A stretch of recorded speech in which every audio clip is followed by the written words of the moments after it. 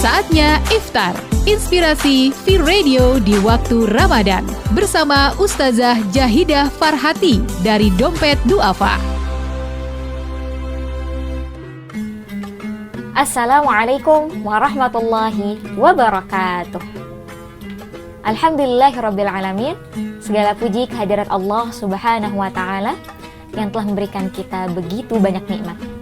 Nikmat iman, nikmat Islam, nikmat ihsan, termasuk nikmat kesehatan, hingga kita masih dipertemukan oleh Allah di hari ke-7 bulan Ramadan kali ini. Tak lupa, salawat dan salam kita curahkan kepada baginda besar kita, suri tauladan kita, Nabi besar Muhammad sallallahu alaihi wasallam, serta para keluarganya, para sahabatnya, dan semoga kita termasuk di dalam pengikutnya hingga akhir zaman. Halo V-Listener, kembali lagi bersama saya, Teh Jahidah Farhati, atau yang lebih dikenal dengan Teh Farhah dari tim Dompet Duafa. Insya Allah masih bersama saya kali ini di hari ke-7 bulan Ramadan. Saya akan memandu teman-teman untuk mendengarkan keutamaan Ramadan. Dan kali ini temanya adalah keutamaan tarawih. Tarawih mungkin banyak dari kita yang mengenal seperti sholat yang dilakukan setelah sholat Isya. Dan mungkin masih banyak dari kita yang menganggap tarawih itu harus di masjid, harus dilakukan habis Isya. Bahkan mungkin dari kita ada yang menganggap tarawih itu hukumnya wajib. Padahal sejatinya tidak begitu. Tarawih berasal dari kata rohata yang artinya istirahat. Jadi ini fakta unik teman-teman. Ternyata sholat tarawih itu sebenarnya sholat yang definisi aslinya adalah sholat sebagai tujuan istirahat. Kenapa begitu? Karena biasanya dari tarawih setiap jedanya ada bacaan-bacaan yang membuat kita bisa beristirahat. Makanya termasuk salah persepsi kalau misalnya mungkin dari kita ada yang sholat tarawihnya terburu-buru. Karena justru itu tidak sesuai dengan makna tarawih sendiri. Yang seharusnya tarawih itu dilakukan secara tertib dan secara pelan-pelan. Tarawih, batasan waktunya itu bisa dilakukan sejak matahari terbenam sampai sebelum subuh. Ya, jadi teman-teman nih, kalau misalnya mungkin dari V-Listener semua ada yang baru pulang kerja mungkin jam 10 malam. Biasanya nih di masjid udah bubaran tarawih tuh. Pertanyaannya masih bisa tarawih nggak? Masih bisa banget kok. Ya, jadi tarawih itu masih bisa dilakukan sampai sebelum subuh. Mau di waktu tahajud mungkin jam 1 atau jam 2-an itu tetap sah dilakukan. Jadi nggak mesti habis Isya. Kemudian, apakah tarawih itu harus dilakukan berjamaah? Maka jawabannya tidak. Tarawih bisa dilakukan sendiri-sendiri. Namun kenapa orang berbondong-bondong tarawih di masjid? Tidak lain itu sebagai bentuk syiar Islam. Ketika orang lain mungkin melihat ya, banyak orang berbondong-bondong ke masjid, mungkin akhirnya menjadi motivasi bagi orang lain untuk berangkat ke masjid. Atau bahkan bisa menjadi motivasi orang, oh ternyata Masya Allah, orang yang semangat beribadah begitu banyak. Bisa menjadi hidayah bagi orang lain. Maka tarawih berjamaah merupakan syiar terbaik ketika di bulan Ramadan. Ya, jadi teman-teman kita udah tahu ternyata tarawih itu hukumnya sunnah, bisa dilakukan di tengah malam dan bisa dilakukan sendirian. Lalu apa sih keutamaan tarawih itu? Nah, kita akan membahas satu persatu.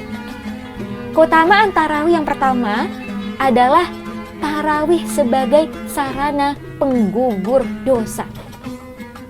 Nabi SAW bersabda, barang siapa yang menghidupi malam-malamnya dengan rasa penuh pengharapan kepada Allah, maka akan diampuni dosa-dosanya. Jadi kalau kita menghidupi malam-malam kita itu dengan tarawih, maka insya Allah akan diampuni dan digugurkan dosa-dosa kita. Ini menjadi reminder penting buat kita mungkin yang kadang kalau bukber nih suka kelupaan tarawih. Gak apa-apa teman-teman gak tarawih berjamaah, tapi sayang banget kalau kita tidak tarawih di rumah. Karena tarawih itu cuma ada di bulan Ramadan saja. Kemudian yang kedua, tarawih bisa menjadi sarana khusus untuk mendekatkan kita dengan Al-Quran. Bayangin, 8 rakaat plus 3 witir atau 20 rakaat plus 3 witir kalian membaca ayat-ayat Al-Quran. Kebayang gak tuh? Biasanya mungkin kita yang baca 1 halaman atau bahkan cuma 3 baris gitu kita udah males, udah ngantuk. Tapi mau gak mau, di tarawih ini kita disuruh sholat untuk lebih banyak rakaatnya. Dan selama sholat itu, kita berinteraksi dan membaca ayat-ayat Al-Quran.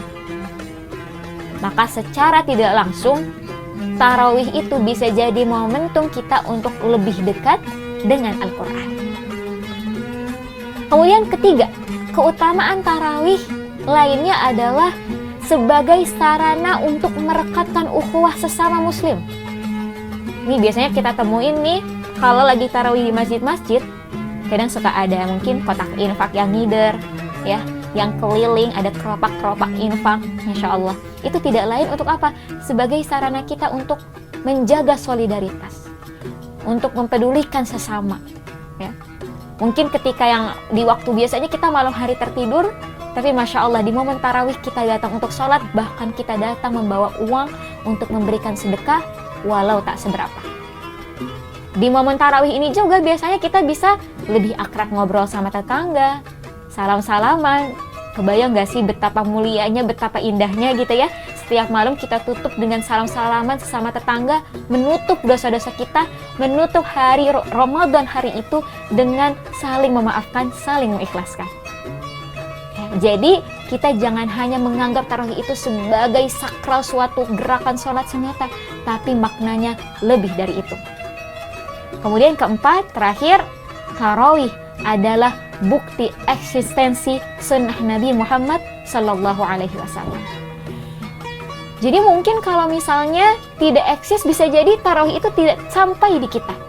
Tapi berkat umat Nabi Muhammad yang memiliki spirit keimanan, yang memiliki spirit menjaga tradisi tersebut, sampailah ajaran tarawih itu kepada kita. Jadi bahaya banget kalau kita udah mulai malas tarawih, karena bisa jadi yang kita khawatirkan anak-anak cucu kita tidak mendapati tradisi atau semangat tarawih berjamaah di masjid. Maka itu beberapa poin keutamaan tarawih. Yuk, di puasa 2026 kali ini jangan sampai nih kita mengulangi kesalahan di Ramadan sebelumnya. Ya mungkin sempet kita nih tarawih bolong-bolong atau bahkan sengaja ninggalin tarawih. Nah, di 2026 kali ini yuk sama-sama kita bawa perubahan yang baik termasuk dalam tarawih kita. Semoga Allah mudahkan. Saya mohon maaf apabila ada salah kata dan perbuatan, karena kebenaran hanya datangnya dari Allah Subhanahu wa taala. Wabillahi taufiq wal hidayah. Assalamualaikum warahmatullahi wabarakatuh. Sekian Iftar, inspirasi V-Radio di waktu Ramadan hari ini bersama Ustazah Jahidah Farhati dari Dompet Duafa. Terus dengarkan Iftar di waktu menjelang azan maghrib selama bulan Ramadan.